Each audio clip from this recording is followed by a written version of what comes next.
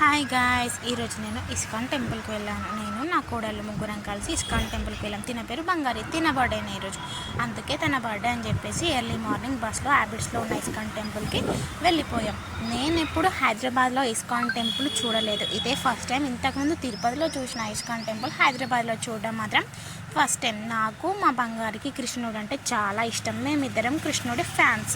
So చూసేయండి కృష్ణుడు ఎంత బాగున్నాడో, నాకైతే చాలా ఇష్టం.